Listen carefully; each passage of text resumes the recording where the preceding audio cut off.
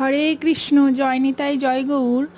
আজ একটা ছোট্ট মিনি ব্লগ শেয়ার করছি। সকালের কি করে থাকি আমরা সেটাই শেয়ার করছি। প্রথমে স্নান সেরে নিয়ে তিলক সেবা করে ভগবানকে শয়ন থেকে তুলে নিলাম। এইবার পুজোর জোগাড় করব। একটু সুগন্ধি ছড়িয়ে দিচ্ছি যাতে পুরো ঘরটা সুগন্ধি হয়ে যায়।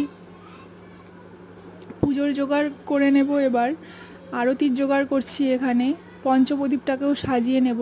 এখানে পুষ্প ফুল দিয়ে ভগবানকে সাজিয়ে নিয়েছি। এবার একটু আচমন করে নিচ্ছি, দেহশুদ্ধি করে নিচ্ছি। আরতিও শুরু হয়ে গেছে, আরতি করে নিচ্ছি। প্রতিদিন আমার আরতি করা হয় না, আমার স্বামী আরতি করেন। আজকে আমি আরতি করছি। আরতির দর্শন করুন। আমার স্বামীও এখানে ভগবানের কাছে মন্ত্র জপ করছেন। ভগবানের সকালের ফলাহারের থালাটাও সাজিয়ে নিচ্ছি।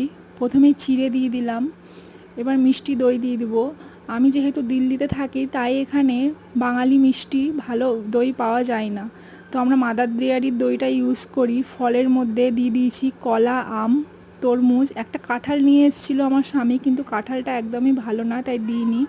খই মুরগি দিয়ে দিয়েছি আর দিয়ে দিলাম রসগোল্লা। এখন ভগবানের কাছে ভোগ নিবেদন করতে নিয়ে যাব। তুলসী পত্র দিয়ে ভগবানকে ভোগও নিবেদন করে দিয়েছি। এটা ভগবানের সকালের ফলাহার। ভগবান দর্শন করুন। রাধে রাধে।